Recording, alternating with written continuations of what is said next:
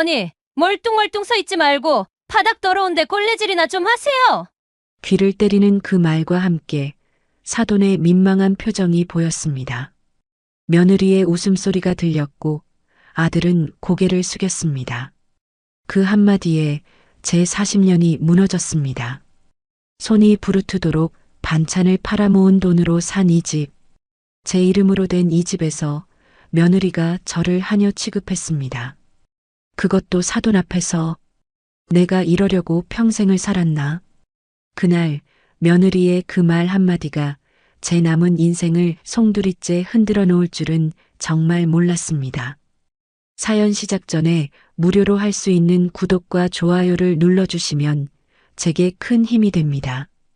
모든 일에는 전조 증상이라는 것이 있기 마련입니다.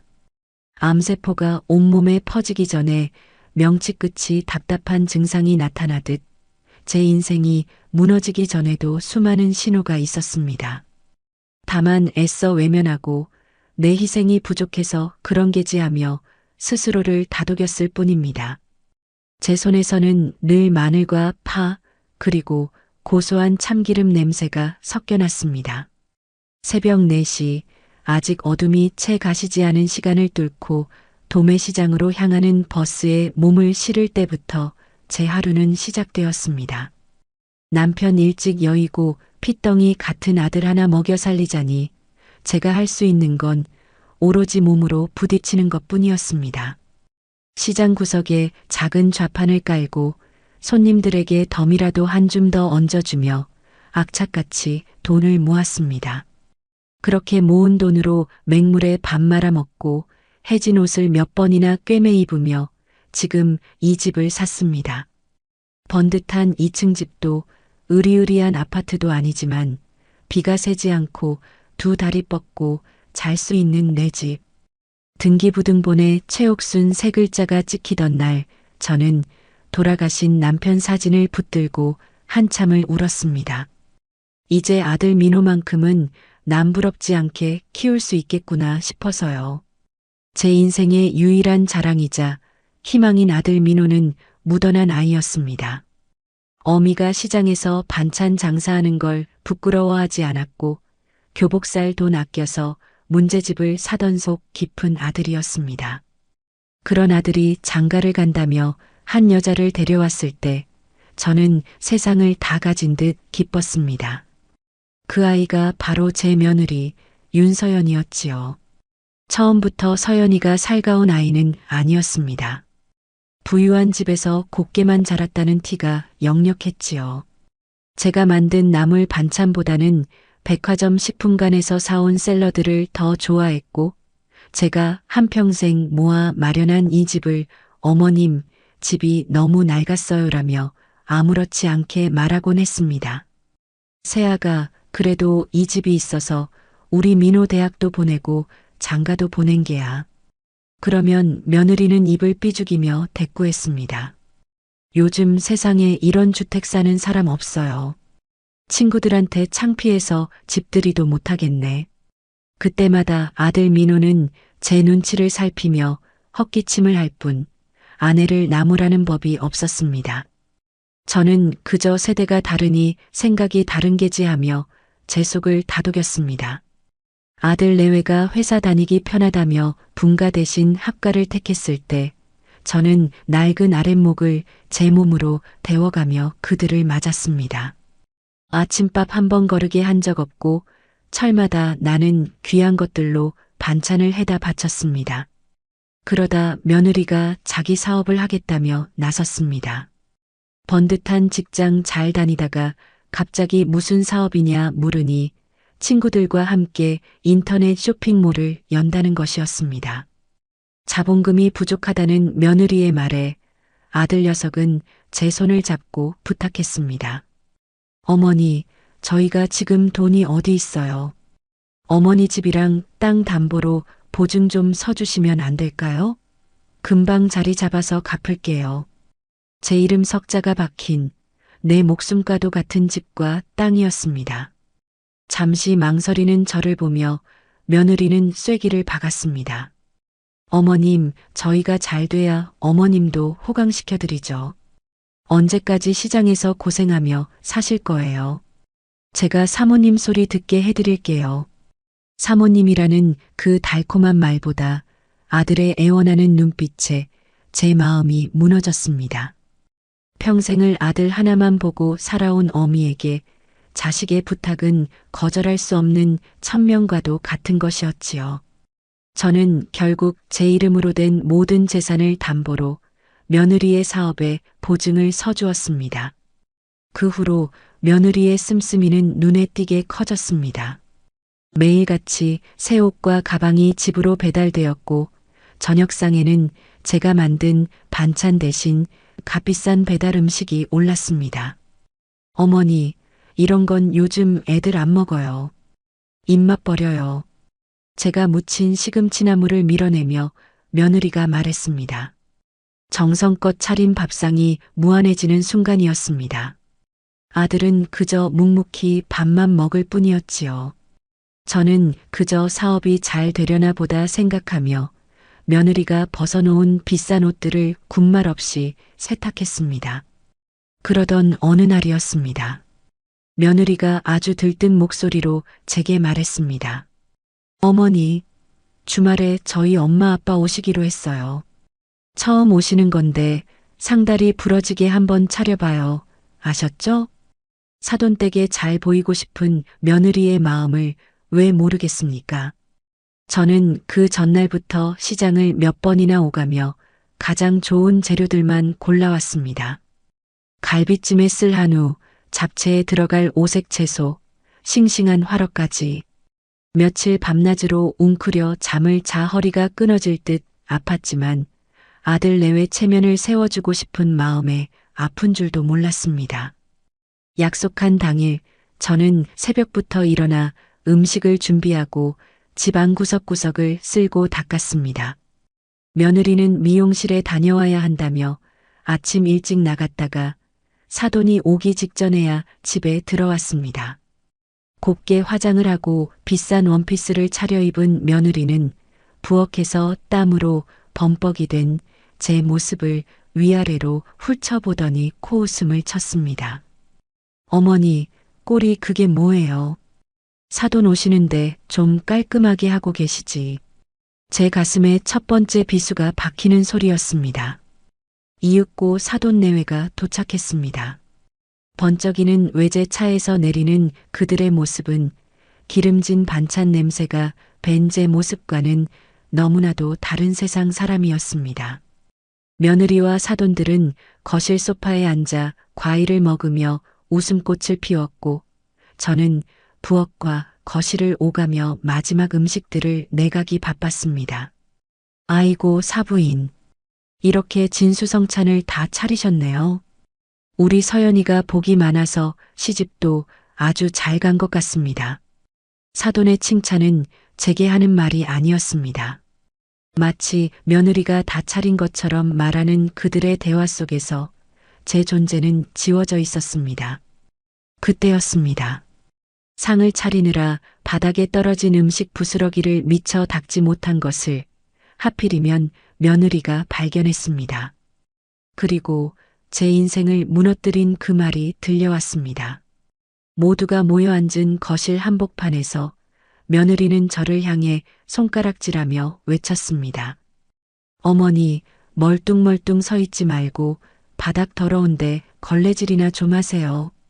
그 순간 세상의 모든 소리가 멎었습니다. 제 귀에는 윙하는 이명과 함께 제 심장이 쿵 하고 바닥으로 떨어지는 소리만 들렸습니다. 사돈의 당황한 얼굴, 아무 말도 못하고 고개만 숙이는 아들의 비겁한 옆모습, 그리고 승리감에 도취된 듯 입꼬리를 올리고 있는 며느리의 얼굴이 슬로 모션처럼 보였습니다. 저는 아무 말 없이 부엌으로 가 걸레를 가져왔습니다. 그리고 모두가 내려다보는 앞에서 그들의 발밑을 무릎으로 기어다니며 바닥을 닦기 시작했습니다. 한 방울, 두 방울. 뜨거운 것이 뺨을 타고 흘러내렸습니다. 그것이 땀인지 눈물인지 아니면 지난 40년간 억눌러왔던 피눈물이었는지 분간할 수 없었습니다. 그날 밤 모두가 돌아간 뒤 텅 빈 집에서 저는 혼자 앉아 있었습니다. 내가 무얼 잘못했을까? 내 희생이, 내 사랑이 부족했던 걸까? 수없이 되뇌었지만 답을 찾을 수 없었습니다.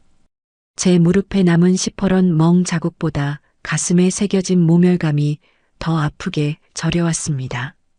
그때였습니다. 문득 제 눈에 장롱 위에 놓인 작은 상자가 들어왔습니다. 먼지가 뽀얗게 쌓인 그 상자 안에는 이 집의 등기부등본과 제 인감도장이 들어 있었습니다. 그것은 제 고단했던 삶의 유일한 증표이자 제 이름으로 된 마지막 자존심이었습니다. 저는 조용히 자리에서 일어나 그 상자를 내렸습니다.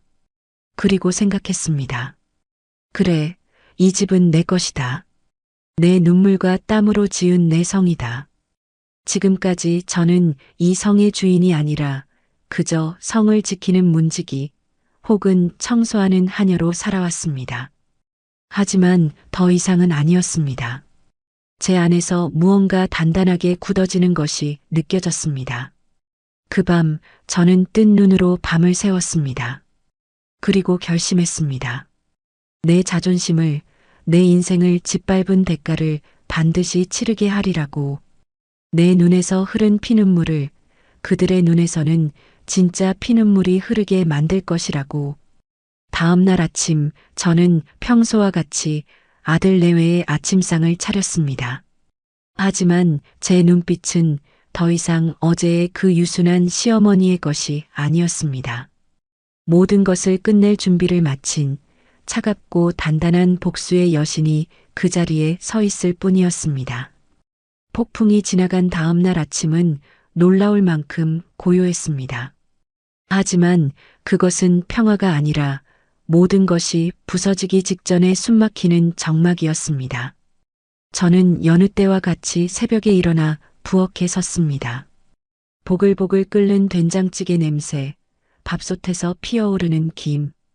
어제와 똑같은 풍경이었지만 그 풍경을 바라보는 제 눈은 더 이상 어제의 그것이 아니었습니다. 예전에는 가족의 아침을 챙기는 보람으로 여겼던 이 모든 행위가 이제는 마지막 만찬을 준비하는 의식처럼 느껴졌습니다. 제 마음속에서는 이미 모든 것이 죽어버렸습니다. 사랑, 연민, 기대, 그리고 어미로서의 정까지도. 40년 세월 동안 제 가슴을 채우고 있던 뜨거운 것들이 모두 빠져나가고 그 자리에는 차갑고 단단한 얼음덩어리 같은 결심만이 남았습니다. 아침상에 앉은 며느리 윤서연의 얼굴은 어제의 승리감으로 반짝이고 있었습니다. 제 눈치를 살피기는커녕 오히려 보란 듯이 의기양양했습니다. 자신이 이 집안의 서열을 완벽하게 정리했다고 생각하는 것이겠지요. 어머니, 오늘 찌개는 좀 짜네요. 어제 무리하셔서 그런가? 다음부턴 신경 좀 써주세요.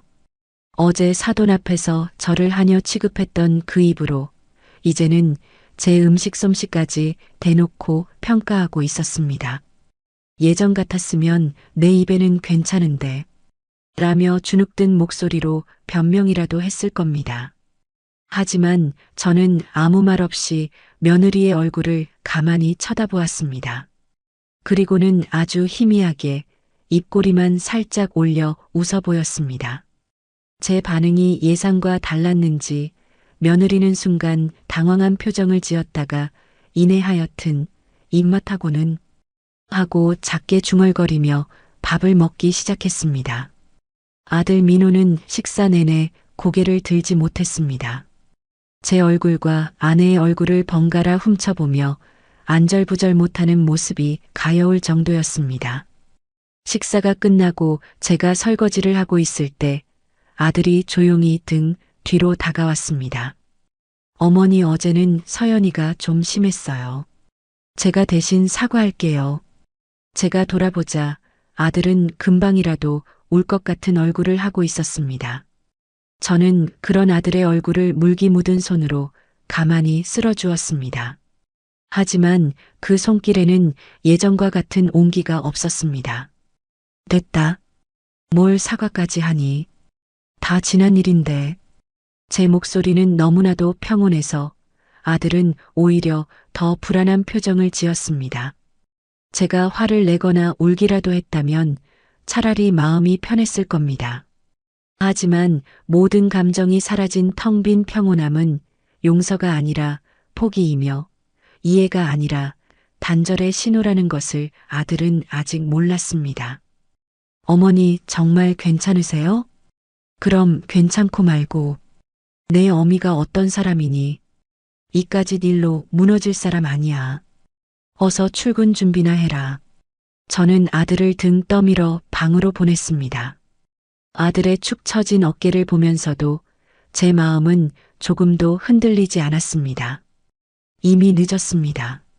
제 아들은 아내의 남편이 되기로 선택한 그 순간부터 더 이상 온전한 제 아들이 아니었습니다. 방관은 가장 비겁한 형태의 동조이며 침묵은 가장 잔인한 형태의 폭력이라는 것을 저는 제 아들을 통해 뼈저리게 배우고 있었습니다. 그날 오후 며느리는 친구와 통화를 하며 거실이 떠나가라 웃고 있었습니다. 제가 일부러 거실을 지나가자 보란 듯이 목소리를 더 높였습니다. 어머 얘, 말도 마. 우리 시어머니? 내가 아주 꽉 잡고 살잖아. 얼마 전에는 우리 부모님 오셨을 때 아주 제대로 보여줬지. 내 말 한마디면 꼼짝도 못 하신다니까? 시어머니 길들이는 거 별거 아니야. 처음부터 길을 확 죽여놔야 해. 저는 못 들은 척 제 방으로 들어와 문을 닫았습니다. 그리고 조용히 웃었습니다. 그래, 마음껏 떠들어라. 마음껏 우쭐해라. 내가 높이 올라가면 올라갈수록 떨어질 때의 충격은 더 클 것이니. 저는 그날부터 제 삶을 정리하기 시작했습니다. 정리라고 해서 거창한 것이 아니었습니다. 장롱 속에 쌓아두었던 낡은 옷가지들을 꺼내버릴 것을 곤란했습니다. 먼지 쌓인 앨범을 열어 돌아가신 남편의 사진을 한참 동안 들여다보았습니다. 여보, 나 잘하고 있는 거 맞지요? 당신이 있었으면 내가 이 지경까지 오지는 않았을 텐데 하지만 걱정 마세요. 당신이 남겨준 우리 민호, 내가 거둔다고는 말 못하겠소. 이제는 나 최옥순이 인생부터 거둬야겠으니 하늘에서 너무 서운해하지는 마세요. 사진을 닦아 다시 앨범에 넣으며 저는 제 마음의 대들보가 완전히 새로 세워지는 것을 느꼈습니다. 이제 제 삶의 중심은 아들이나 가족이 아니었습니다. 오직 나 자신이었습니다. 며느리는 제가 방에 틀어박혀 조용히 지내는 것을 드디어 자신의 위세에 완전히 굴복했다고 생각하는 듯 했습니다. 저를 대하는 태도는 날이 갈수록 오만해졌습니다. 어머니, 오늘 저녁은 뭐예요? 맨날 나물에 김치, 지겨워 죽겠네. 피자나 시켜 먹을까? 어머니, 제 택배 온 거 없어요? 아니, 현관 앞에 그냥 두지 마시고 방에 좀 갖다 주시라니까. 저는 며느리의 모든 말을 잠자코 듣고 시키는 대로 했습니다. 하지만 제 귀는 며느리의 목소리가 아니라 다른 소리를 듣고 있었습니다. 바로 전화기 너머에서 들려오는 부동산 중개인의 목소리였습니다. 며느리가 아들과 함께 외출한 어느 주말 오후 저는 드디어 전화를 걸었습니다. 사장님, 저 연희동 최옥순입니다. 예전에 집 보러 오셨던 분 아직도 저희 집 관심 있으시다고 하셨지요? 아이고 사모님, 그럼요. 지금이라도 당장 계약하겠다고 난리신데 파실 생각 있으세요? 네, 팔 겁니다. 가장 빠른 날짜로 가장 높은 가격으로 팔고 싶습니다. 대신 모든 것은 비밀로 해주셔야 합니다. 제가 연락드리기 전까지는 저희 아들 내외는 아무것도 알아서는 안 됩니다. 수화기 넘어 중개인의 흥분한 목소리를 들으며 제 심장은 얼음장처럼 차갑게 식어 있었습니다. 이것은 배신이 아니었습니다. 당연한 권리의 행사이며 짓밟힌 존엄을 되찾기 위한 정당방위였습니다. 그날 저녁 며느리는 기분이 좋은지 와인까지 한 병 사들고 들어왔습니다. 어머니는 이런 거 못 드시죠? 저희끼리 마실게요. 그렇게 말하며 아들과 함께 잔을 부딪히는 모습을 저는 소파 구석에 앉아 물끄러미 바라보았습니다. 와인잔에 담긴 붉은 액체가 마치 피처럼 보였습니다. 저들이 마시고 있는 것이 지난 40년간 제가 흘려온 피눈물이라는 것을 저들은 알까요? 아마 모를 겁니다. 그리고 앞으로도 영원히 모를 겁니다. 모든 것을 잃고 길바닥에 나앉아 서로를 원망하게 될 그 순간에도 자신들이 무엇을 잘못했는지 끝까지 깨닫지 못할지도 모릅니다. 상관없었습니다. 저는 더 이상 그들을 가르치거나 이해시킬 의무가 없었습니다. 저는 그저 제 이름으로 된 이 집에서 그들의 존재를 지워버릴 준비를 할 뿐이었습니다. 잠자리에 들기 전 거실에 걸린 가족 사진을 보았습니다. 환하게 웃고 있는 아들과 며느리, 그리고 그들 옆에서 어색하게 미소 짓고 있는 제 모습. 예전에는 그 사진을 보며 이것이 내 행복이구나 생각했습니다. 하지만 이제는 아니었습니다. 사진 속의 저는 행복한 어머니가 아니라 웃고 있는 노예에 불과했습니다. 저는 조용히 사진을 벽에서 떼어냈습니다. 그리고 액자 뒤를 열어 제 사진만 조심스럽게 꺼냈습니다. 아들과 며느리의 웃는 얼굴이 담긴 나머지 사진은 차가운 유리 액자 속에 그대로 다시 닫아두었습니다. 제 손에 들린 제 독사진 속 젊은 날의 최옥순이 저를 보고 말하는 듯 했습니다. 이제야 제대로 찾아왔구나 하고 말입니다. 다음 날 아침 저는 화장대 앞에 앉아 아주 오랜만에 분을 발랐습니다. 평생 시장 좌판과 부엌에서 달아온 얼굴이라 분을 바르는 것조차 어색했습니다.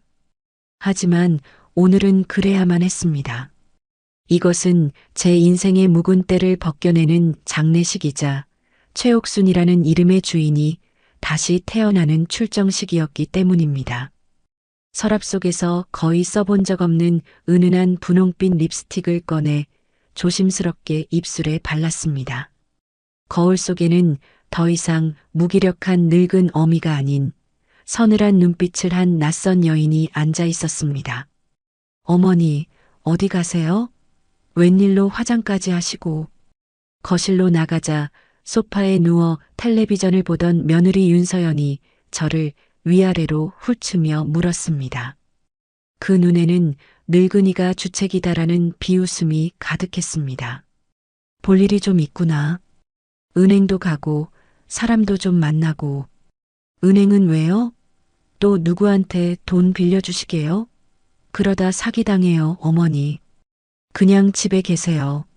마치 어린아이 훈계하듯 말하는 며느리를 향해 저는 그저 조용히 미소만 지어 보였습니다.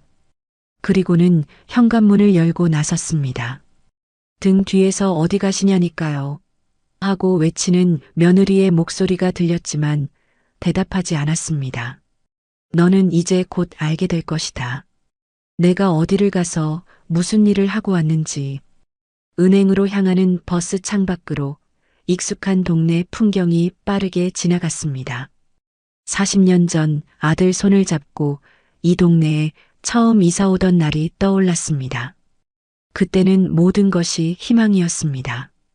이 작은 집에서 아들을 잘 키워 번듯하게 장가만 보내면 내 인생의 고생은 끝날 것이라 믿었습니다. 하지만 행복은 당연한 권리가 아니었고 희생은 언제나 보상받는 것도 아니었습니다. 저는 창문에 비친 제 낯선 얼굴을 보며 생각했습니다. 최옥순, 너는 너무 늦게 깨달았다. 하지만 아직 끝난 것은 아니다. 은행 안은 한산했습니다. 저는 번호표를 뽑아 잠시 기다린 뒤 가장 안쪽 상담 창구로 향했습니다. 제 앞에 앉은 젊은 은행 직원은 상냥한 미소로 저를 맞았습니다. 어르신, 무엇을 도와드릴까요? 저는 가방에서 주섬주섬 서류를 꺼냈습니다. 며느리 사업자금 대출에 제가 보증인으로 들어간 서류 사본과 제 신분증, 그리고 아침 일찍 동사무소에서 떼온 인감증명서였습니다. 담보대출 보증인 철회하러 왔습니다. 제 말에 은행 직원의 얼굴에서 미소가 사라졌습니다. 그는 의아한 표정으로 서류와 제 얼굴을 번갈아 쳐다보았습니다. 네, 보증을 철회하신다고요? 어르신, 이게 어떤 의미인지 아시지요? 보증을 철회하시면 대출받은 분은 즉시 새로운 담보를 제공하거나 대출금을 상환해야 합니다. 기한 내에 이행하지 못하면 알고 있습니다. 그래서 기한 이익상실도 함께 요청하려고 합니다. 기한 이익상실이라는 제 입에서 나올 것이라고는 상상도 못했던 법률 용어가 튀어나오자 직원의 눈이 동그래졌습니다. 어제 밤새 인터넷을 뒤져가며 찾아낸 제 복수의 가장 날카로운 칼날이었습니다. 네. 기한 이익상실까지요? 어르신, 이건 채무자에게 바로 상환 의무가 발생하고 신용에 아주 큰 문제가 생길 수 있는 일입니다. 가족분들과 상의는 다 하셨는지요? 내 재산으로 내가 보증을 섰고 이제 그 보증을 내 의지로 거두는 겁니다. 누구와 상의할 필요 없습니다. 법대로 처리해 주십시오. 제 목소리는 단호했습니다. 조금의 망설임도 없었습니다. 은행 직원은 더 이상 묻지 않고 굳은 얼굴로 키보드를 두드리기 시작했습니다. 제 인감도장이 서류에 찍히는 순간 쿵 하고 제 심장에도 새로운 낙인이 찍히는 듯 했습니다. 그것은 노예의 낙인이 아니라 자유인의 낙인이었습니다. 은행을 나오자 다리가 후들거렸습니다. 하지만 마음은 이상할 정도로 가벼웠습니다. 40년 묵은 체증이 한순간에 내려가는 기분이었습니다. 저는 곧장 부동산으로 향하지 않았습니다. 대신 동네 찻집에 들어가 따뜻한 대추차를 한 잔 시켰습니다. 잠시 후 약속한 부동산 중개인이 땀을 뻘뻘 흘리며 찻집으로 들어왔습니다. 아이고, 사모님, 오래 기다리셨습니다. 제가 은행 일 보시는 동안 매수자 분하고 통화를 마쳤습니다. 오늘 당장이라도 가계약을 하고 싶어 하십니다. 조건은요? 시세보다 조금 더 쳐주시겠답니다. 대신 잔금 날짜를 최대한 당겨달라고 하시네요. 그리고 가계약금으로 500만 원, 오늘 바로 사모님 통장으로 쏘겠다고 합니다. 본 계약은 3일 뒤에 바로 진행하고 그때 계약금 10%를 마저 치르겠다고요. 모든 것이 제가 원하던 대로였습니다. 저는 그 자리에서 중개인이 내민 가계약서에 도장을 찍었습니다. 한 가지 조건이 더 있습니다, 사장님. 잔금을 치르기 전까지 이 계약 사실은 그 누구도 알아서는 안 됩니다. 특히 저희 아들 내외에게는요. 만약 이 약속을 어기시면 계약은 없던 것으로 하겠습니다. 위약금은 제가 물지요. 제 단호한 태도에 중개인은 고개를 끄덕이며 몇 번이고 약속했습니다.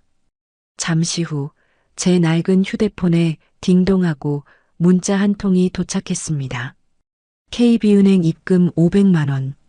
저는 그 숫자를 한참 동안 눈에 새기듯 들여다보았습니다. 이것은 그냥 돈이 아니었습니다. 제 40년의 눈물값이었고 앞으로 살아갈 제 인생의 주춧돌이었습니다. 집에 돌아왔을 때 현관문을 열자마자 고성이 터져 나왔습니다. 말이 되는 소리를 해. 갑자기 대출금을 다 갚으라니 은행이 미친 거 아냐? 거실에서는 며느리 윤서연이 휴대폰을 붙들고 악을 쓰고 있었습니다. 아들은 옆에서 어쩔 줄 몰라 하며 쩔쩔매고 있었고요. 제 심장은 아주 차분했습니다. 올 것이 왔구나. 저를 발견한 며느리가 벌떡 일어나 제게 다가왔습니다. 그 얼굴은 분노와 공포로 하얗게 질려 있었습니다. 어머니, 지금 이게 어떻게 된 일인지 아세요? 은행에서 전화가 와서 당장 내일까지 대출금을 다 갚으래요. 안 그러면 집이고 땅이고 다 경매에 넘기겠다고 협박하잖아요. 어머니가 보증 서주신 거잖아요. 어떻게 된 거예요? 며느리는 아직 제가 한 일이라고는 꿈에도 생각하지 못하고 있었습니다. 그저 은행의 실수거나 뭔가 잘못된 것이라 믿고 싶은 듯 했습니다. 저는 아무 말 없이 며느리의 얼굴을 쳐다보았습니다. 그리고는 아주 천천히 입을 열었습니다. 내가 그랬다. 네. 지금 뭐라고 하셨어요? 그 보증, 내가 철회했다. 그리고 당장 갚으라고 내가 은행에 요청했다. 제 말에 며느리의 얼굴이 순간 굳어졌습니다. 분노와 공포가 가득했던 그 눈에 믿을 수 없다는 혼란이 떠올랐습니다. 마치 알아들을 수 없는 외국어를 들은 사람처럼 제 말을 이해하지 못하는 듯 했습니다. 어머니 지금 농담하시는 거죠? 그게 무슨 왜요?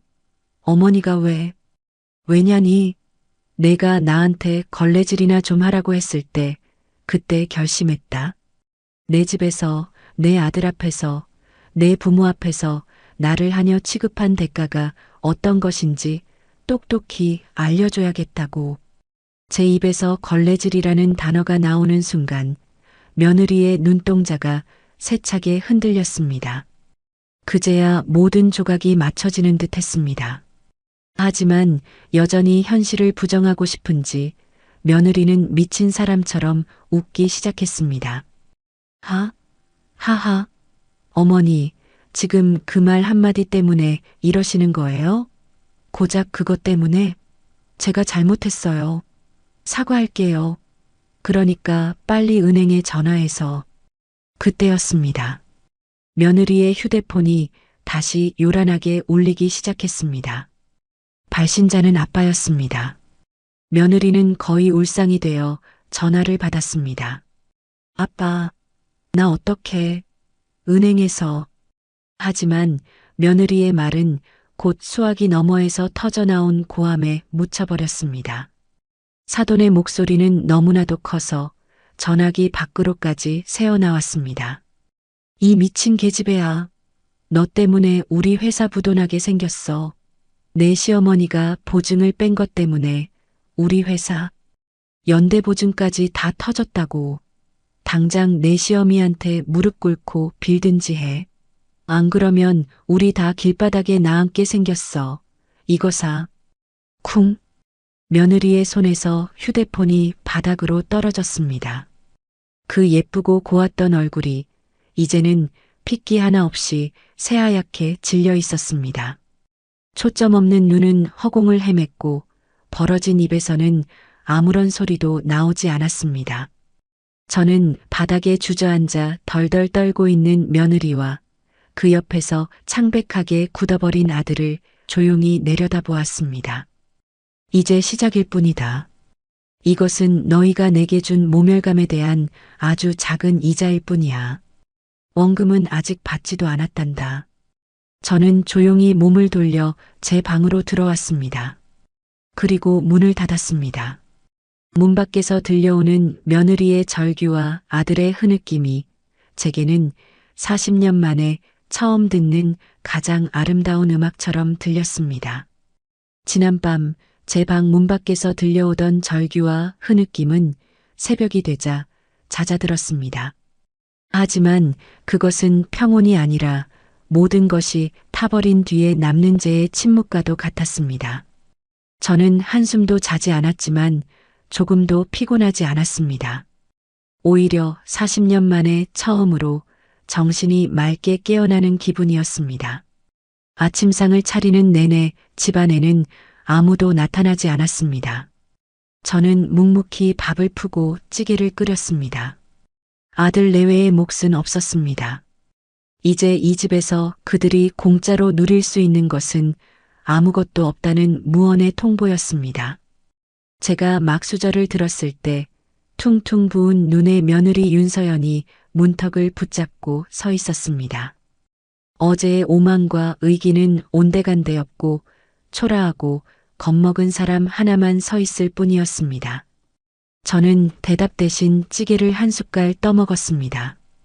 제 무시에 그녀의 입술이 파르르 떨렸습니다. 이윽고 쿵 하는 소리와 함께 그녀가 제 앞에 무릎을 꿇었습니다. 용서를 빌며 바닥에 이마를 대고 떨었습니다. 저는 일어나라고 했습니다. 볼썽사납다고 했습니다. 저는 더 이상 그녀의 울음과 사과를 받아줄 마음이 없었습니다. 늦었습니다. 그 아이는 제게 용서를 구하는 것이 아니라 자기 파멸 앞에서 살려달라고 비명을 지르고 있었을 뿐이었습니다. 방에서 나온 아들 민호가 며느리를 부축하며 저를 노려보았습니다. 저는 수저를 내려놓고 조용히 일어섰습니다. 내 아내가 내게 걸레질이나 좀 하세요라고 말했을 때 내가 내 아들이었다면 며느리 앞에 서서 입을 막았어야 한다고 그 순간 너는 아들이기를 포기했다고 말해주었습니다. 나는 더 이상 너를 내 아들이라 생각하지 않겠다고, 너도 나를 어미로 부르지 말라고, 이제 우리는 아무 사이도 아니라고, 곧 집주인과 내보낼 사람 사이가 될 뿐이라고 분명히 말했습니다. 제 말에 아들의 얼굴이 하얗게 질려갔습니다. 저는 그들을 뒤로하고 식탁을 치웠습니다. 이 집에서 울음은 아무것도 바꾸지 못했습니다. 그날 오후 초인종이 울렸습니다. 문을 열자 사돈 내외가 서 있었습니다. 몇 날 며칠의 전화와 압박으로 진이 빠진 얼굴이었습니다. 저는 문을 활짝 열지도 닫지도 않고 서서 말했습니다. 저는 제 재산권을 행사했고 그 결과는 각자의 선택이 만든 책임이라고요. 사돈이 머리를 조아리며 회사만은 살려달라 했습니다. 저는 고개를 저었습니다. 그리고 물었습니다. 그날 사돈의 귀한 딸이 제게 걸레질이나 좀 하세요라고 했을 때 사돈은 거실에 같이 앉아 계셨으면서 왜 아무 말도 하지 않으셨냐고요. 잿빛이 된 사돈의 얼굴을 보며 저는 현관을 닫았습니다. 사흘 뒤 드디어 본계약을 하는 날이 밝았습니다. 저는 새벽에 일어나 도장과 신분증을 다시 확인했습니다. 저는 시계를 보고 천천히 구두를 신었습니다. 아들 내외는 제가 어디로 가는지 묻지 않았습니다. 아니, 묻지 못했습니다. 그들은 이미 직감하고 있었을 것입니다. 오늘부터 과거와 미래가 갈라질 것이라는 사실을요. 부동산 사무실에는 집 살 사람과 중개인만 앉아 있었습니다. 우리는 말없이 서류를 넘겨보았고 저는 계약서에 제 이름 석자를 또박또박 쓰고 도장을 찍었습니다. 잠시 후 휴대폰에 문자가 도착했습니다. 계약금이 들어왔다는 알림이었습니다. 통장에 찍힌 숫자를 보니 왠지 모르게 마음이 차분해졌습니다. 이게 뭐라고 사람의 눈물 섞인 말보다 돈 몇 푼이 더 믿음직스럽다는 사실이 서글프면서도 속이 시원했습니다. 이 종이 한 장이 저를 하녀 취급하던 그 지긋지긋한 세월을 끝내주는구나 싶었습니다. 중개인이 잔금 날짜며 앞으로 해야 할 일들을 설명해 주었지만 제 귀에는 잘 들어오지 않았습니다. 그저 고개만 끄덕일 뿐이었습니다. 사무실을 나오니 따스한 가을 햇살이 제 얼굴을 비추었습니다. 손에 들린 계약서가 어찌나 무겁고도 가볍던지요. 주머니 속에는 제가 아침에 적어둔 작은 쪽지가 있었습니다. 나는 오늘 나를 지켰다. 그 글씨를 보니 이제야 정말로 한 고비를 넘었구나 싶었습니다. 집으로 돌아오면서 앞으로 남은 보름 남짓한 시간을 어떻게 보낼지 생각했습니다. 조용히 그리고 빈틈없이 이별을 준비하기로 마음먹었습니다. 현관문을 여니 집안 공기가 무겁게 내려앉아 있었습니다. 한숨과 분노가 뒤섞인 것 같은 답답한 공기였습니다. 저는 곧장 부엌으로 가 따뜻한 차 한 잔을 우렸습니다. 따뜻한 찻잔을 두 손으로 감싸 쥐니 비로소 제 마음도 조금은 놓이는 듯 했습니다. 방으로 돌아와 서류들을 차곡차곡 정리했습니다. 맨 뒤에는 아까 주머니에 있던 쪽지와 아기 때 아들 사진을 함께 넣어두었습니다. 지난 세월과 오늘의 다짐을 한 곳에 둔 셈입니다. 서랍을 닫고 나니 이제 정말 큰 산 하나를 넘었구나 하는 생각에 저도 모르게 긴 숨을 내쉬었습니다. 저녁이 되자 집안이 어둑해졌습니다. 저는 방 앞에 두었던 상자를 거실로 가져왔습니다. 상자 안에는 먼저 간 남편의 낡은 시계와 시장에서 쓰던 제 목장갑, 그리고 제 이름이 적힌 서류 몇 장이 들어 있었습니다. 제 인생의 소중한 것들만 남기고 나머지는 다 버릴 참이었습니다. 지난 세월을 꾸역꾸역 다 짊어지고 갈 수는 없는 노릇이니까요. 불을 끄고 방에 들어와 침대 모서리에 걸터 앉아 허리를 폈습니다. 그리고 제 이름을 나직이 불러보았습니다. 최옥순. 왠지 모르게 방 안 공기가 조금은 따뜻해진 것 같았습니다. 오늘 하루 저는 며느리의 시어머니도 아들의 어미도 아닌 그냥 최옥순으로 살았습니다. 그리고 제 이름으로 모든 것을 끝낼 계약서에 도장을 찍었습니다. 이제 남은 열쇠는 단 하나, 열나흘 뒤에 이 집을 완전히 떠나는 일만 남았습니다. 제게는 이 밤이 끝이 아니라 새로운 시작이었습니다. 이제야 제 인생의 주인이 저 자신이라는 것을 깨달았습니다. 이제부터는 정말 제가 저를 데리고 한번 잘 살아볼 참입니다. 본계약서에 찍힌 잉크가 마르던 그날 이후 집안의 시간은 다르게 흘러가기 시작했습니다. 제 시간은 미래를 향해 나아갔지만 아들 내외의 시간은 과거에 묶인 채 썩어가고 있었습니다. 그들은 제가 보증을 뺀 사실 하나에만 매달려 그 뒤에 더 거대한 파도가 밀려오고 있다는 것은 꿈에도 생각하지 못했습니다.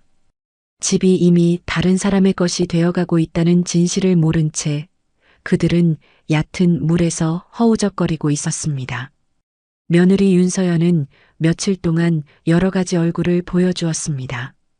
첫날에는 제 방문 앞에서 몇 시간이고 무릎을 꿇고 용서를 빌었습니다.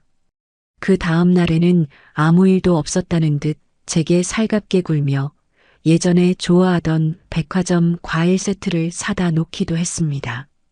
또 어떤 날에는 제 방문을 거칠게 두드리며 어머니 때문에 우리 다 죽게 생겼다고 악을 쓰며 울부짖었습니다.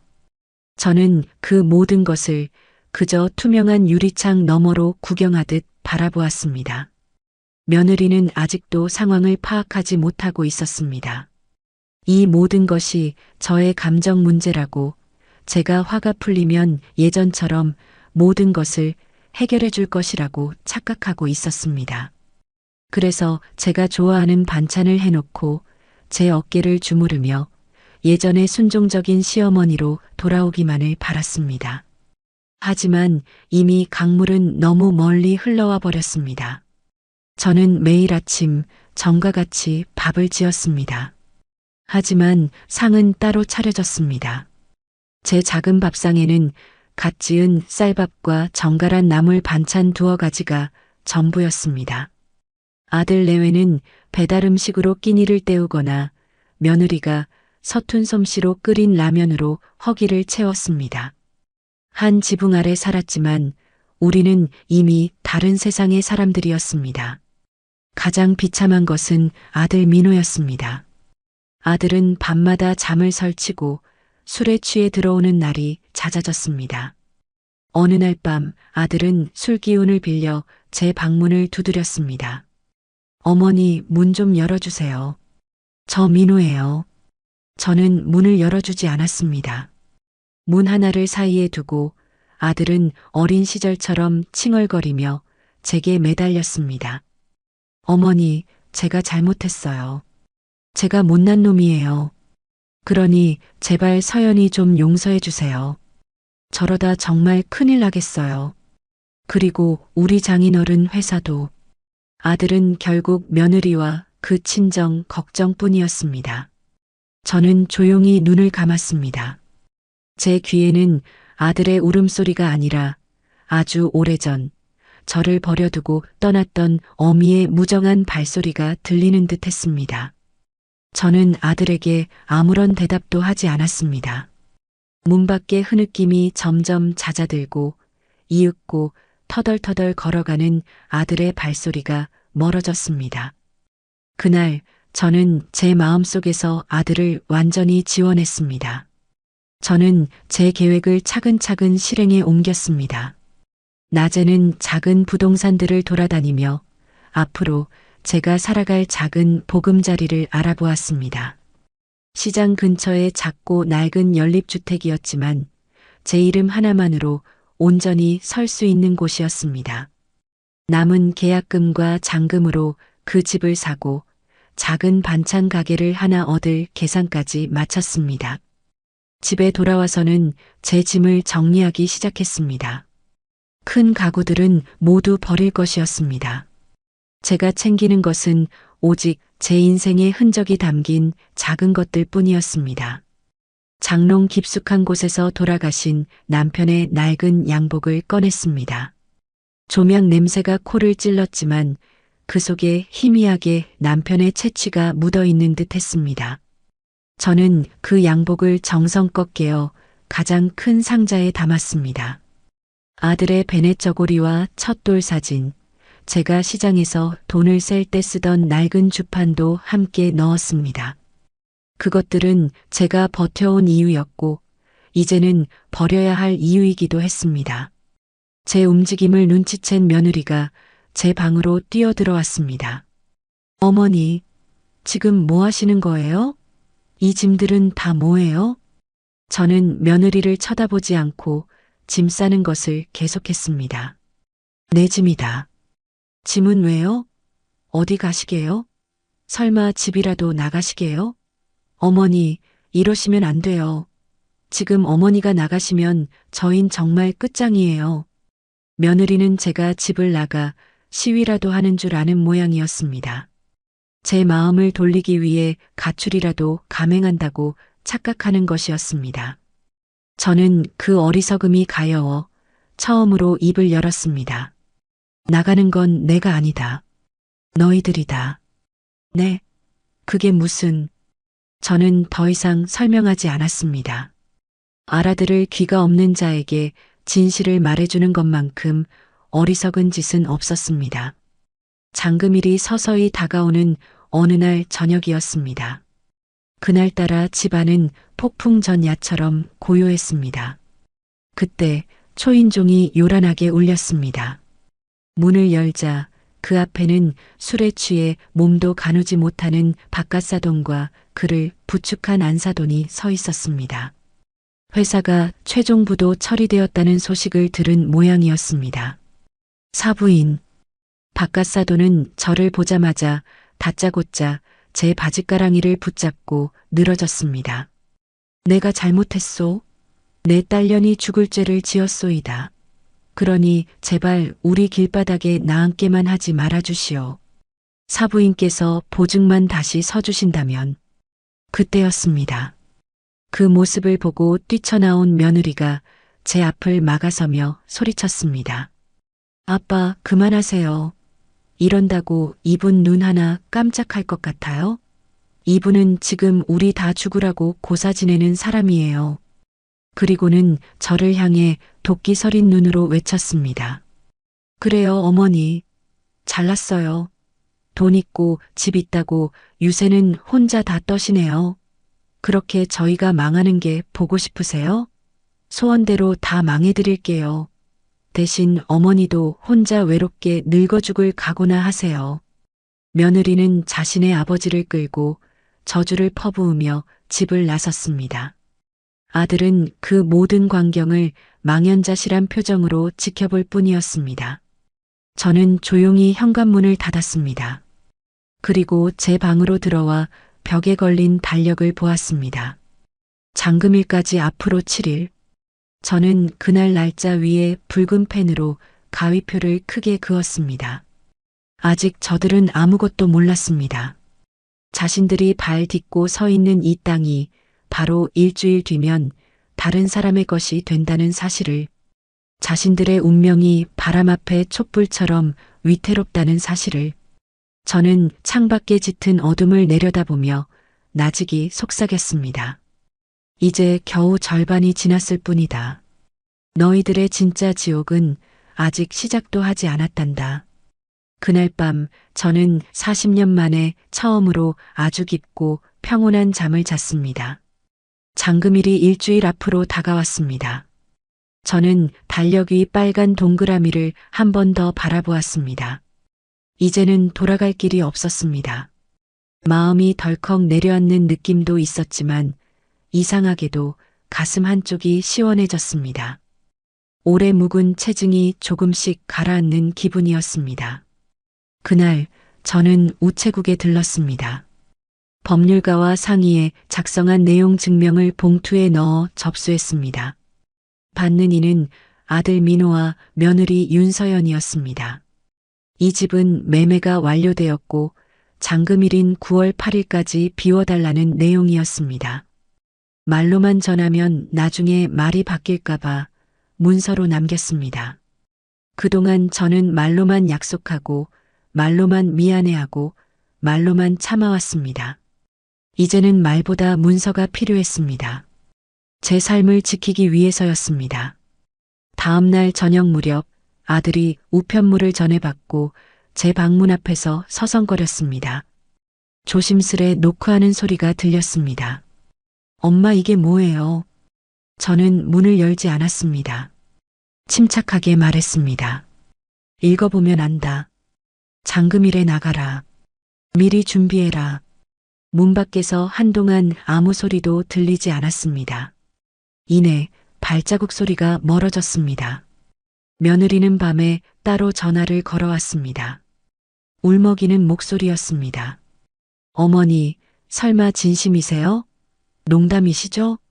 농담 아니다. 준비해라. 그 말이 제 입에서 그렇게도 쉽게 나올 줄 몰랐습니다. 하지만 나오고 나니 마음이 흔들리지는 않았습니다. 이 말을 듣고도 그들이 변하지 않으면 변할 마음이 없는 것입니다. 저는 제 마음을 다잡고 다음 할 일을 적었습니다. 내 이사 날짜 확정, 주소 이전 접수, 공과금 이전 신청, 장금일 전날 법무사 재확인. 다음 날 아침 저는 재활용 봉투를 한 장 펼쳤습니다. 부엌 서랍 안 오래된 나무 젓가락과 깨진 접시, 쓰다 남은 비닐 장갑들을 차례로 꺼냈습니다. 쓸 것과 버릴 것을 나눴습니다. 쌓아둔 살림살이 중 정작 제 것이었던 것은 얼마 되지 않았습니다. 묘한 마음이 들었습니다. 평생을 살림만 했는데 제 것으로 남길 게 별로 없다니. 그래도 괜찮았습니다. 남은 것들은 가볍고 단단했습니다. 제 이름이 적힌 서류, 오래된 사진 몇 장, 그리고 스스로를 잊지 않게 해주는 작은 메모들 뿐이었습니다. 점심때가 되자 며느리가 제 방 앞에 서서 말했습니다. 어머니, 집을 정말 파셨어요? 왜 우리한테 한마디 상의도 없이? 저는 문 너머로 짧게 대답했습니다. 내 이름으로 산 집이다. 내 이름으로 정리했다. 한참을 웅얼대던 며느리는 끝내 울음을 터뜨렸습니다.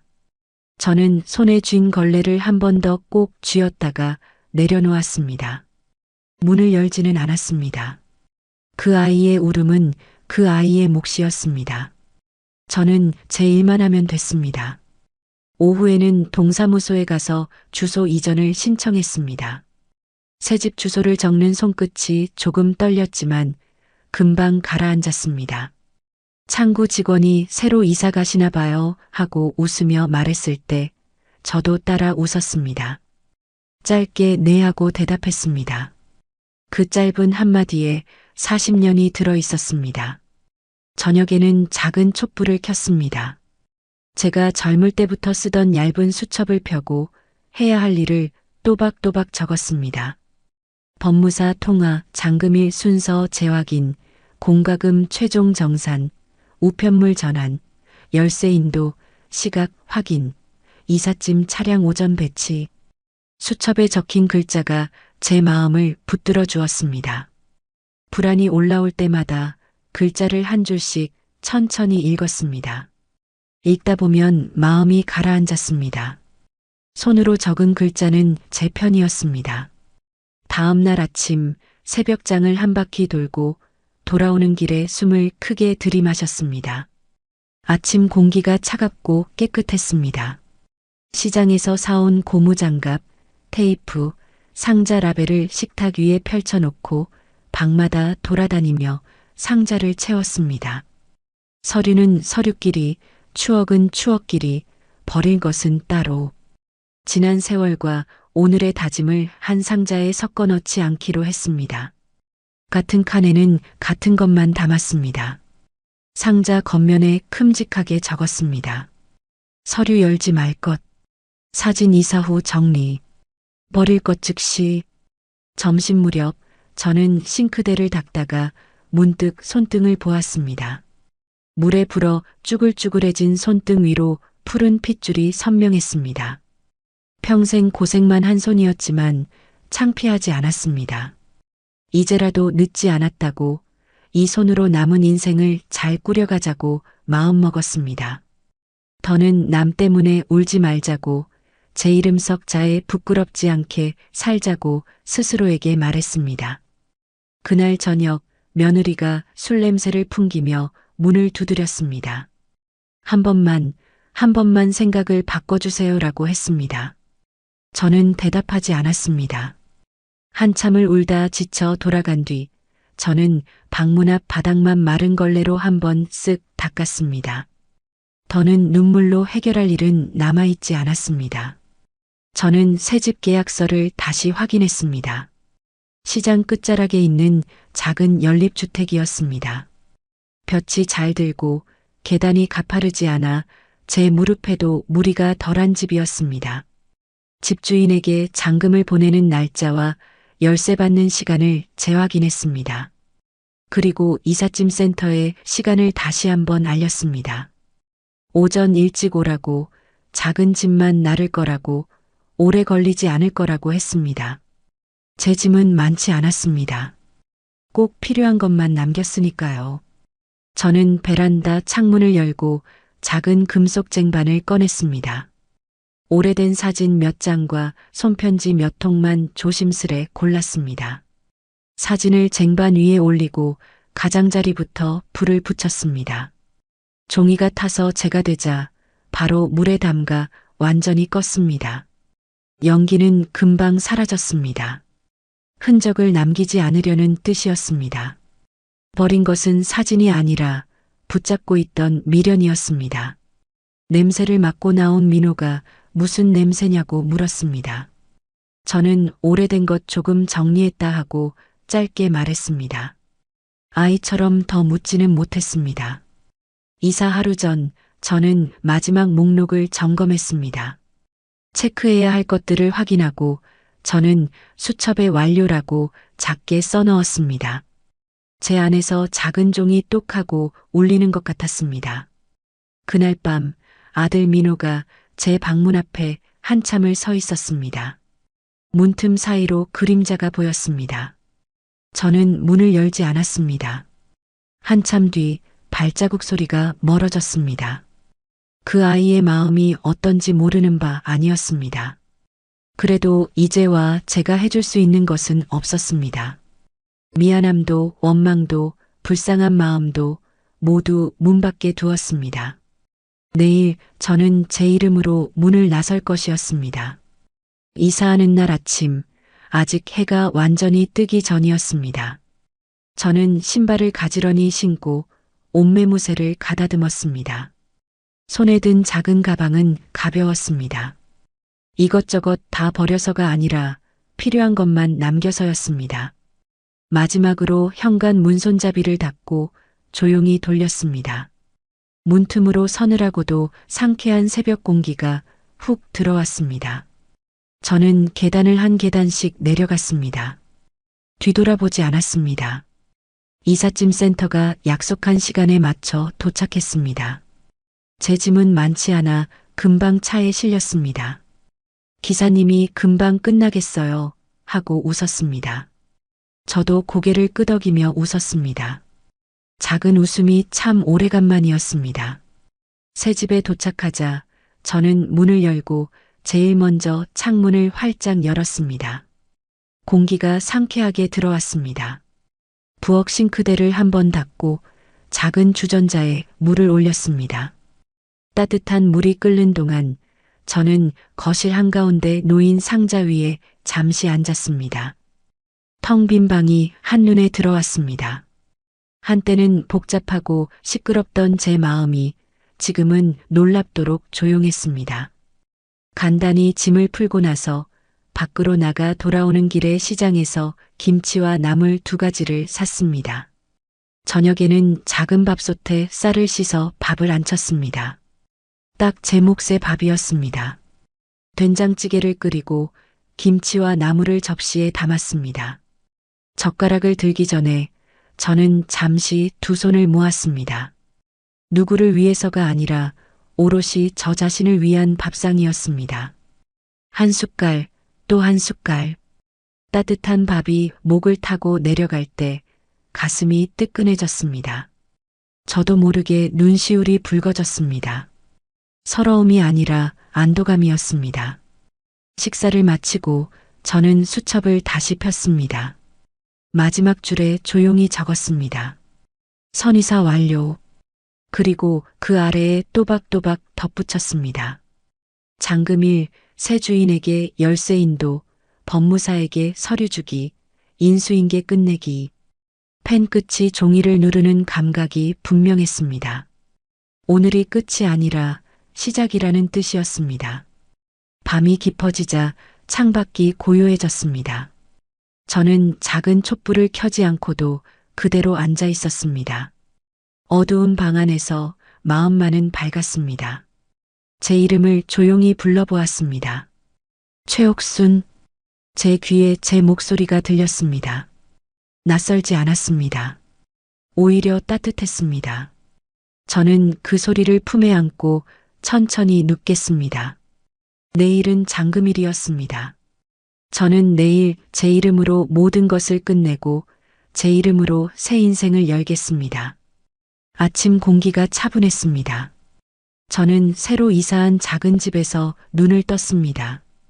밤새 뒤척이지 않고 곤히 잔 것도 오랜만이었습니다. 창문을 조금 열어두니 선선한 바람이 들어왔습니다. 오늘은 장금일이다. 마음속으로 한 번 더 되뇌었습니다.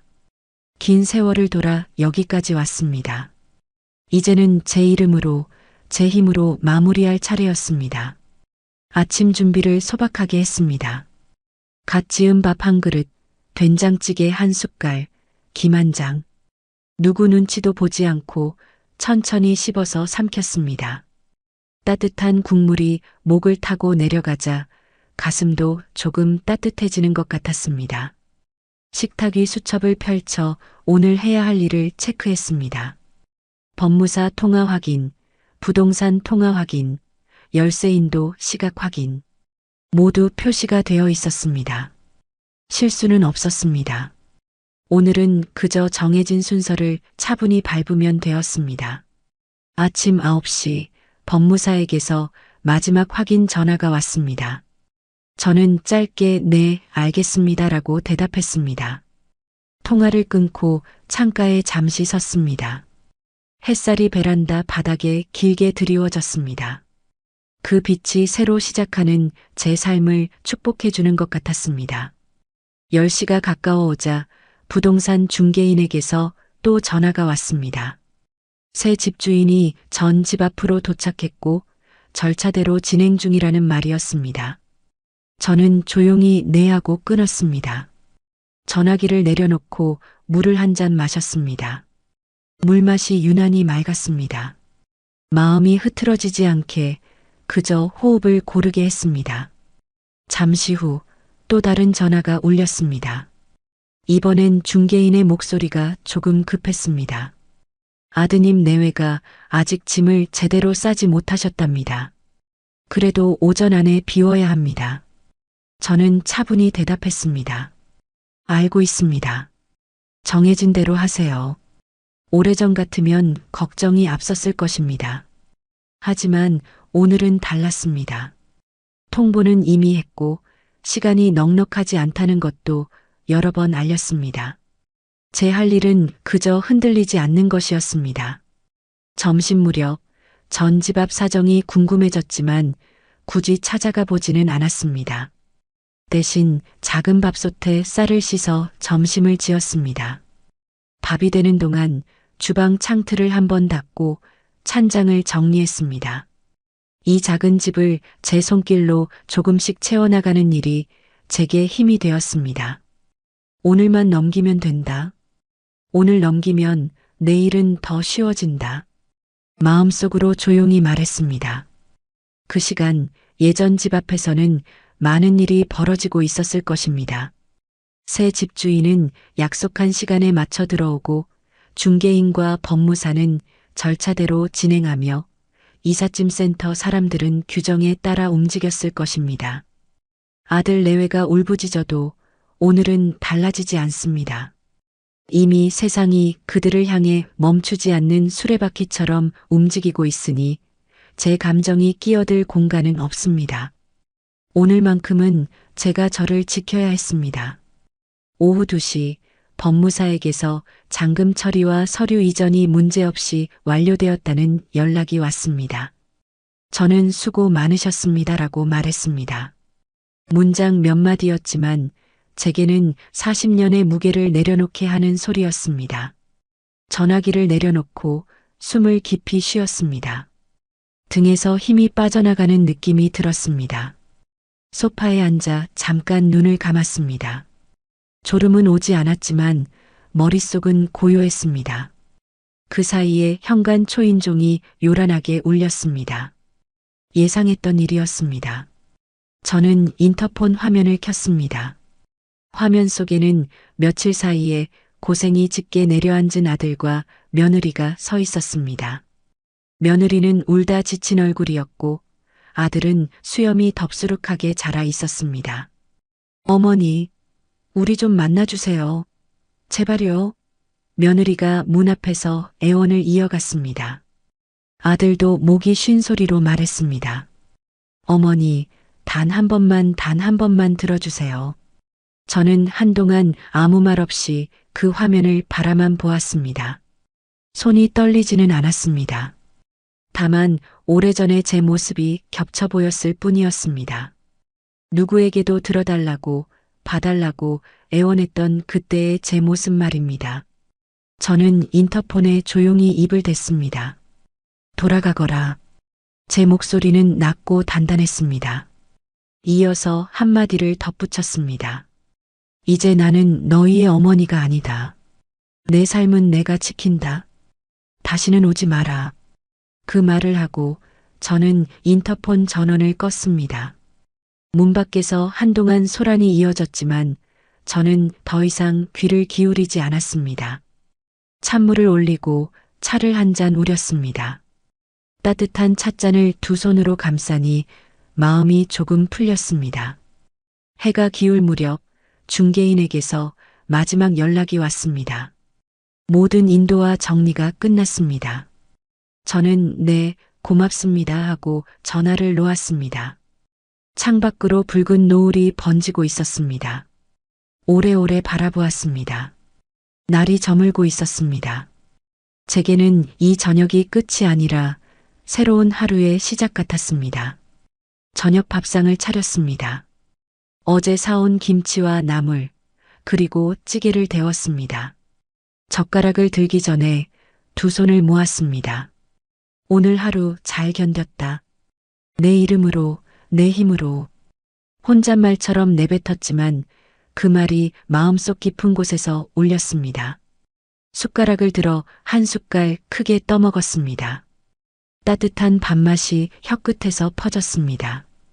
눈물이 맺힐 듯 말 듯 했지만 저는 울지 않았습니다. 울음으로 해결할 수 있는 일은 더 이상 없었습니다. 식사를 마치고 식탁을 깨끗이 닦았습니다. 작은 화분에 물을 주고 창문을 닫았습니다.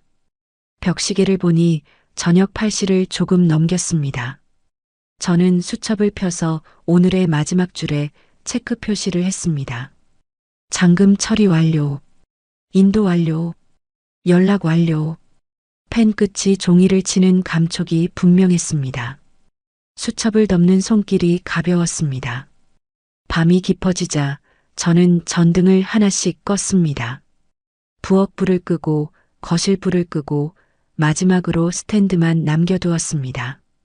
그 따뜻한 불빛 아래서 저는 스스로에게 말했습니다. 수고했다, 최옥순. 정말 잘했다. 주름진 제 얼굴이 거울에 비쳤습니다. 눈빛은 이상할 만큼 평안했습니다. 등허리를 펴고 깊이 숨을 들이마셨습니다. 아주 오랫동안 참아온 사람이 비로소 숨을 쉬는 것 같았습니다. 잠자리에 들기 전에 창문을 살짝 열어두었습니다. 서늘한 바람이 커튼을 살짝 흔들었습니다. 이불을 덮고 눈을 감았습니다. 오늘을 보내는 마음이 조용히 가라앉았습니다. 내일은 더 이상 누군가의 울음과 원망을 감당하지 않아도 되는 하루였습니다. 내일은 제 이름으로 제 시간을 채울 수 있는 하루였습니다. 이렇게 잠금일은 지나갔습니다. 저는 울지 않았고 흔들리지도 않았습니다. 단지 제자리에서 제 몫을 했을 뿐이었습니다. 그리고 그걸로 충분했습니다. 내일 아침에도 저는 제 손으로 밥을 짓고 제 발로 시장을 걸어 제 힘으로 하루를 꾸릴 것입니다. 아침이 되자 저는 천천히 눈을 떴습니다. 창문 틈으로 선선한 바람이 들어왔고 커튼이 살짝 흔들렸습니다. 해가 떠오르기 전에 고요가 방 안을 채웠습니다. 잠금일의 절차와 인도까지 모두 끝났다는 사실이 마음을 편안하게 해주었습니다. 오늘은 진짜로 새로운 생활을 시작하는 첫날이었습니다. 부엌 불을 켜고 쌀을 씻었습니다. 손바닥 위에서 구르는 작은 쌀알을 보며 생각했습니다. 이제는 이 밥을 제 손으로 지어 제 입으로 넣습니다. 누구의 눈치도 보지 않습니다. 된장을 풀고 파와 두부를 썰어 넣어 찌개를 올렸습니다. 김이 오르자 부엌이 금세 따뜻해졌습니다. 상 위에 김치와 나물 2가지를 올리고 천천히 밥을 먹었습니다. 따뜻한 국물이 목으로 넘어가며 가슴이 살짝 뜨거워졌습니다. 눈물이 차오르려 했지만 울지 않았습니다. 오늘은 울음이 아니라 밥이 필요한 날이었습니다. 식탁 옆 수첩을 펼쳤습니다. 오늘 할 일을 또박또박 적었습니다. 간판 점검, 반찬 용기 확인, 카드 단말기 점검, 위생 모자와 장갑 준비, 상인의 회비 납부 단골 연락처 정리. 마지막 줄에 오늘도 천천히 그러나 끝까지라고 썼습니다. 저는 그 문장을 한 번 소리 없이 읽었습니다. 제 등을 살짝 밀어주는 손 같았습니다. 집을 정리하던 지난 날들이 떠올랐습니다. 사돈 앞에서 며느리가 제게 내뱉던 말, 걸레질이나 하라는 그 한마디가 제 삶을 갈랐습니다. 그날 저는 마음속에서 아들을 놓았습니다. 그날 이후 저는 제 이름으로 된 집에 보증을 거두고 집을 팔고 날짜를 정하고 잠금일에 열쇠를 넘겼습니다. 누구에게도 떠맡기지 않고 제 책임으로 마무리했습니다. 늦었지만 가장 정확한 길이었습니다. 그 결정을 떠올리면서도 마음은 무겁지 않았습니다. 이제는 과거가 저를 붙잡지 못했습니다. 장바구니를 들고 시장으로 걸었습니다. 골목 끝 시장 입구에는 벌써 분주한 소리가 파도처럼 밀려왔습니다. 야채 상자 위로 도라지와 미나리가 가지런히 놓여 있었습니다. 상인이 저를 보며 말했습니다. 오늘 물건이 좋다고요. 저는 웃으며 고개를 끄덕였습니다. 재료의 숨결이 살아있어야 밥상이 살아납니다. 오래 살림을 하며 제가 몸으로 배운 한 줄 진리였습니다. 가게 셔터를 올리고 불을 켰습니다. 옥순이네 반찬이라는 간판을 손끝으로 살짝 쓸었습니다. 제 이름 석자가 가게 문 앞에서 또렷했습니다. 이곳이 제 새로운 시작점이었습니다. 큰 볼을 꺼내 도라지 껍질을 벗기고 소금에 살짝 절여 헹궜습니다. 고춧가루, 다진 마늘, 참기름을 넣어 조용히 무쳤습니다. 시금치는 데쳐 물기를 꼭 짜서 간장과 참기름, 깨소금을 넣어 버무렸습니다. 멸치볶음은 불을 세게 하지 않고 천천히 달고 간장 향을 살렸습니다. 매실청 한 방울로 마무리하니 윤기가 돌았습니다. 반찬들을 쇼케이스에 정갈하게 담고 유리를 한번 닦았습니다. 보기 좋은 밥상은 마음까지 가지런히 만들었습니다. 상인의 사무실에 들러 봉투에 담아온 회비를 내고 위생교육 일정을 메모했습니다. 돌아오는 길 저는 마음속으로 오늘 일을 다시 정리했습니다. 이제는 부탁이나 변명이 아니라 확인과 실행으로 하루를 채우겠다고 다짐했습니다. 제 하루를 제가 책임지기로 했습니다. 가게로 돌아오니 첫 손님이 쇼케이스 앞에서 반찬을 살피고 있었습니다. 저는 허리를 펴고 인사했습니다. 도라지는 오늘 가장 아삭하게 무쳤습니다. 손님이 한 점 맛을 보시고 조용하게 말했습니다. 짜지 않고 맛있네요. 그 한마디가 제게는 큰 상처럼 느껴졌습니다. 맞은편 약국 사장님은 깻잎 장아찌를 찾으셨고 점심 무렵에는 간호사 두 분이 들어와 시금치 무침이 맛있다며 사가셨습니다. 저는 그릇을 두 손으로 받쳐 반찬을 건넸습니다. 반찬은 제 손에서 건너가는 제 마음이었습니다. 카드 단말기에서 삐빅 소리가 날 때마다 마음속에서도 작은 종이 똑하고 울렸습니다. 오늘이 알차게 쌓인다는 뜻이었습니다. 한낮의 분주함이 잠시 잦아들자 저는 칼과 도마를 씻어 제자리에 두고 냉장고 온도를 확인했습니다. 주문한 용기가 도착하자 라벨을 붙여 선반에 차곡차곡 얹었습니다. 대용기, 소용기, 소스컵, 테이프, 작은 질서는 큰 평화를 만들었습니다. 적어둔 글씨를 보는 것만으로도 머릿속이 함께 정리되는 것 같았습니다. 해가 기울 무렵 학교에서 돌아오는 한 아이가 가게 앞을 기웃거렸습니다. 저는 물 한 컵과 김부각 한 점을 건넸습니다. 아이가 고맙습니다 하고 꾸벅 인사했습니다. 말은 짧았지만 제 하루의 피로가 그 한마디에 조금 가셨습니다. 누군가에게 작은 온기라도 나눌 수 있는 날은 살만한 날이었습니다. 저녁 무렵 허리가 굽은 할머니가 다시 오셨습니다. 어제 드셨던 반찬을 기억하고 오셨고 오늘은 콩나물 무침을 권해드렸습니다.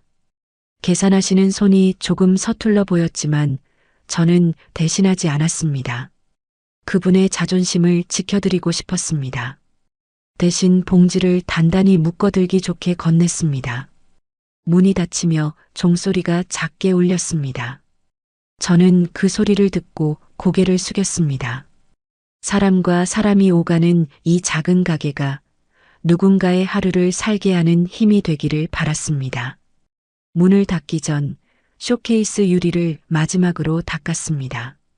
팔지 못한 반찬은 작은 용기에 담아 시장 경비실에 두고 왔습니다. 야근하는 분들이 드시면 좋겠다고 생각했습니다. 집으로 돌아와 손을 씻고 거울을 보니 주름 사이로 오늘의 빛이 비쳤습니다. 늙은 얼굴이었지만 눈빛은 흔들리지 않았습니다. 오래 버텼고 끝내 흔들리지 않았습니다. 책상에 앉아 가계부를 정리했습니다. 수입과 지출이 맞아떨어졌습니다. 옆 노트에 오늘의 한 줄을 적었습니다. 누구에게도 기대지 않고 하루를 채웠다. 제 이름으로 만들고 제 이름으로 건넸다. 작은 점을 하나 찍고 노트를 덮었습니다. 그 점이 오늘의 끝이었습니다. 창문을 살짝 열었습니다. 골목 가로등 불빛 아래 작은 벌레가 몇 마리 날았습니다. 멀리서 버스 지나가는 소리가 희미하게 들렸습니다. 저는 따뜻한 차를 한 모금 마시고 조용히 제 이름을 불렀습니다. 최옥순, 오늘도 잘했다. 그 말이 제 등을 토닥였습니다. 아무도 해주지 않던 칭찬이었지만 제게는 가장 큰 위로였습니다. 사돈 앞에서 며느리에게 모욕을 당하던 그날을 조용히 떠올렸습니다. 그날 이후 저는 마음의 문을 닫고 다시 제 이름으로 열었습니다. 그리고 저는 제 삶을 되찾았습니다.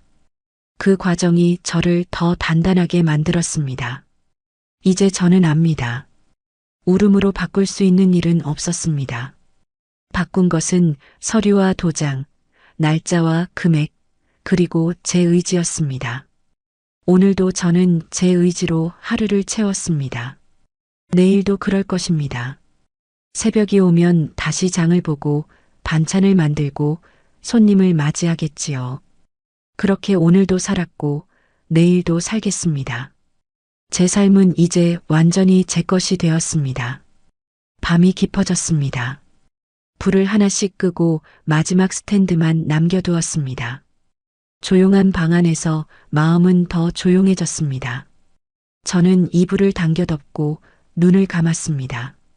그리고 아주 조용히 다시 한번 제 이름을 불렀습니다. 최옥순. 방 안 공기가 아주 조금 더 따뜻해졌습니다. 오늘 옥순 씨의 이야기는 모욕과 배신이 한 사람의 인생을 어디까지 흔들 수 있는지, 그리고 자신의 이름으로 다시 일어서는 용기가 어떻게 우리를 자유롭게 하는지를 보여주고 있습니다. 우리 모두 살다 보면 후회되는 순간이 있기 마련입니다. 며느리처럼 돌이킬 수 없는 말로 상처를 주었을 수도 있고, 아들처럼 외면으로 더 큰 아픔을 주었을 수도 있습니다. 혹은 옥순 씨처럼 오랜 시간 참고 또 참으며 살아왔을지도 모릅니다. 하지만 중요한 것은 그 후에 우리가 어떤 선택을 하느냐입니다. 과거는 바꿀 수 없지만 앞으로의 날들은 바로 우리 손에 달려 있으니까요. 어쩌면 여러분 주변에도 옥순 씨처럼 마음속 응어리를 풀지 못한 채 살아가는 분이 계실지 모릅니다. 혹은 여러분 자신이 누군가에게 상처를 주고 용서를 구하지 못한 채 살아가고 있을 수도 있겠지요. 오늘 이야기가 여러분의 마음에 작은 위로와 용기가 되었기를 바랍니다. 앞으로도 여러분의 마음을 울리는 다양한 이야기로 찾아뵙겠습니다. 여러분의 하루가 따뜻한 위로로 가득하길 바랍니다. 채널 구독과 좋아요도 잊지 말고 꼭 눌러주시면 감사하겠습니다.